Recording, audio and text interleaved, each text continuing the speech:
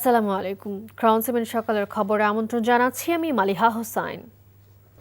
সংবিধান শাসন ব্যবস্থা, সংসদের উচ্চ কক্ষে পিয়ার, জুলাই যোদ্ধাদের দায় মুক্তি সহ নানা বিষয়ে জাতীয় ঐকমত্য কমিশনের সঙ্গে রাজনৈতিক দলগুলো টানা আলোচনা ও বিতর্কের পর জাতীয় নির্বাচনের দিন অনুষ্ঠিত হচ্ছে গণভোটও।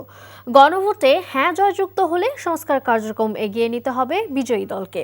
বিএনপির দেওয়া নোট অফ ডিসেন্সকেই কি না ভোট মনে করছেন তৃণমূলের নেতাকর্মীরা? তবে ঐকমত্য কমিশনের প্রতিনিধিরা বলছেন, সংস্কার ও গণভোটের বিরুদ্ধে যারা অবস্থান নেবেন তারা ভোটারদের প্রশ্নের মুখে পড়বেন।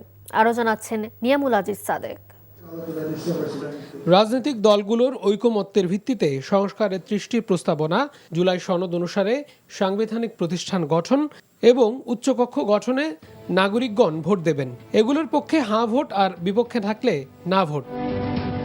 এবারের গণভোট হ্যাঁ জয়যুক্ত না হয়, হবে না, বাট আমি বলছি যদি না হয় তাহলে একদম নিশ্চিন্ত থাকতে পারেন যে বাংলাদেশে ফ্যাসিবাদ আবার ফিরে আসবেই, কেউ ঠেকাতে পারবে না।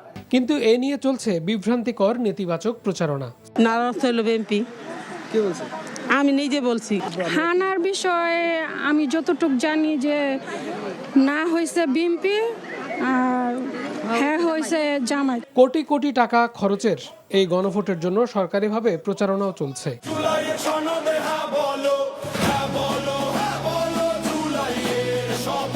অধিকাংশ রাজনৈতিক দল প্রকাশ্যে সভা সমাবেশে এবং ডিজিটাল প্ল্যাটফর্মে হাঁ ভোটের পক্ষে প্রচারণা চালাচ্ছে।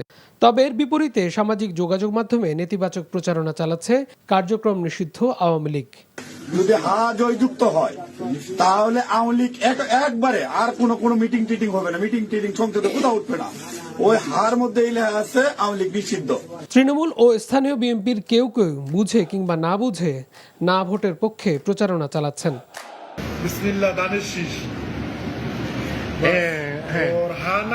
তবে বিএনপি মহাসচিব মির্জা ফখরুল ইসলাম আলমগীর স্পষ্ট করেছেন, সংস্কারের জন্য সবার আগে ছিল বিএনপি। গণভোটে বিএনপি হাঁয়ের পক্ষে। আমরা নিজেরাই একই দিনে গণভোট এবং জাতীয় সংসদ নির্বাচন চেয়েছিলাম, সেভাবেই হয়েছে। না বলার তো কারণ আছে বলে আমার কাছে মনে হয় না। জুলাই গণঅভ্যুত্থানে হাজারো মানুষের রক্ত ঝরেছে ফ্যাসিবাদী কাঠামো বিলুপ্তির জন্য। আগামী নির্বাচন হবে জুলাই আকাঙ্ক্ষা বাস্তবায়নের, তাই গণভোটে এগিয়ে থাকবে হাঁ ভোট, বলছেন জাতীয় ঐকমত্য কমিশনের প্রতিনিধিগণ। আগের সেই পতিত শক্তিকে পরাজিত করে জয়ী হয়েছে এই শক্তি এবং তারাই আত্মত্যাগ করেছে। এবং কি জন্য করেছে? তিনটা বিষয় ছিল: বিচার, রাষ্ট্র সংস্কার, নির্বাচন। রাষ্ট্র সংস্কারের অন্যতম অংশ হচ্ছে যে আমাদের এই গণভোট। গণভোটে ইতিবাচক ফলাফল আসলে এরই ভিত্তিতে সাংবিধানিক ও রাষ্ট্রীয় মৌলিক পরিবর্তন আনবে পরবর্তী সংসদ।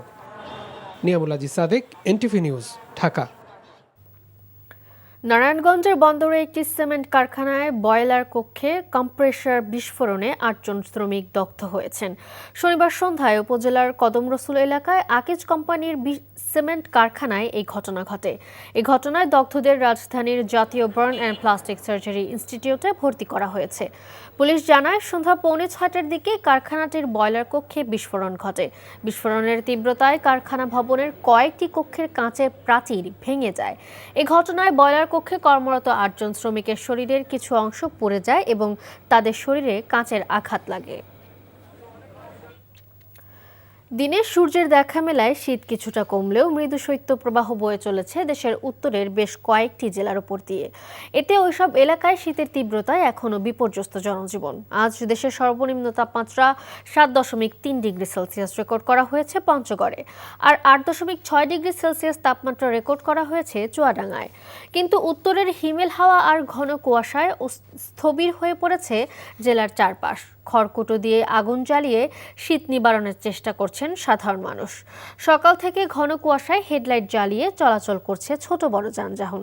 তীব্র শীতে সবচেয়ে বেশি বিপাকে পড়েছেন ছিন্নমূল, অসহায় ও খেটে খাওয়া মানুষজন। আবহাওয়া অফিস বলছে, এই অবস্থা আরও কয়েকদিন অব্যাহত থাকতে পারে। ফুলের প্রতি মানুষের ভালোবাসা অনাদিকালের। সুযোগ পেলেই ফুলের কাছে যাওয়ার আকুতিও তাই চিরন্তন। ফলে নানা রূপ, রং, গন্ধে ভরা লাখো ফুলের সমারোহ আর স্পর্শের আনন্দ অনুভূতি যে কেমন হতে পারে সে তো বলাই বাহুল্য।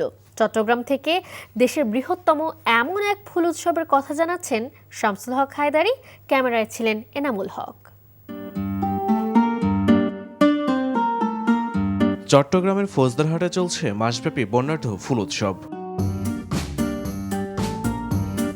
194 একর বিস্তীর্ণ অনাবাদি জমিটি একসময় ছিল মাদক সেবীদের আখড়া, যার বর্তমান চিত্র সম্পূর্ণ ভিন্ন।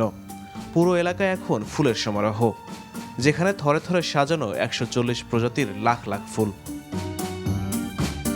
চট্টগ্রাম জেলা প্রশাসনের ব্যবস্থাপনায় আয়োজিত মাসব্যাপী এই ফুল উৎসব আর দেশি বিদেশি সংস্কৃতির মেলবন্ধন দর্শনার্থীদের নির্মল বিনোদন দেবে আশা উদ্যোক্তাদের।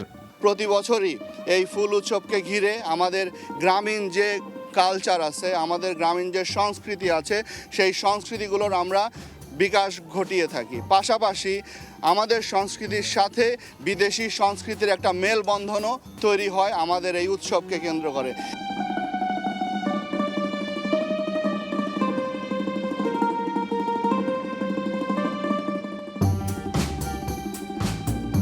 বৈচিত্র্য আর বর্ণিল ছোঁয়া সাজানো উৎসবের মুগ্ধতা ছুঁয়ে যায় অভ্যাগত অতিথি দর্শনার্থীদের মন।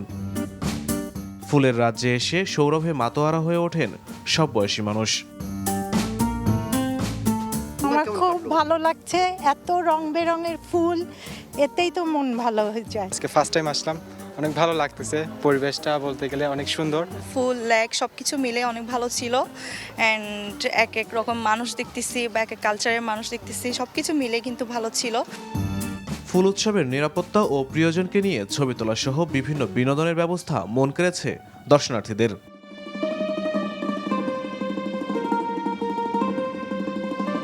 বিশেষ করে অনেক রকমের ফুল, এত ধরনের ফুল আগে কখনো আমরা একসাথে দেখিনি।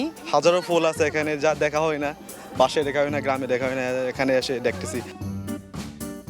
মাসব্যাপী ফুল উৎসবে প্রতিদিন দেশি বিদেশি নানা সাংস্কৃতিক আয়োজনও থাকছে বলে জানান উদ্যোক্তারা। NTV news desk. খেলার খবর, ক্রিকেট। একদিনের বিরতির পর আজ মাঠে ফিরছে Bangladesh premier league BPL. Sylhet স্টেডিয়ামে দুপুর 1টায় মুখোমুখি হবে রাজশাহী ওয়ারিয়র্স ও রংপুর রাইডার্স। দিনের অন্য ম্যাচে সন্ধ্যা 6টায় ঢাকা ক্যাপিটালসের প্রতিপক্ষ নোয়াখালী এক্সপ্রেস। 6 ম্যাচে 8 পয়েন্ট নিয়ে লিগ টেবিলের দ্বিতীয় স্থানে রয়েছে রংপুর রাইডার্স। দারুণ ধারাবাহিক থাকলেও নিজেদের শেষ ম্যাচে ধুঁকতে থাকা নোয়াখালীর কাছে হেরেছে নুরুল হাসান সোহানের দল। এই ম্যাচে ধাক্কাটা কাটিয়ে উঠতে চায় উত্তরবঙ্গের দলটি। প্রতিপক্ষের সমান 6 ম্যাচে 8 পয়েন্ট থাকলেও চতুর্থ স্থানে রয়েছে প্রতিযোগিতার অন্যতম শক্তিশালী দল রাজশাহী।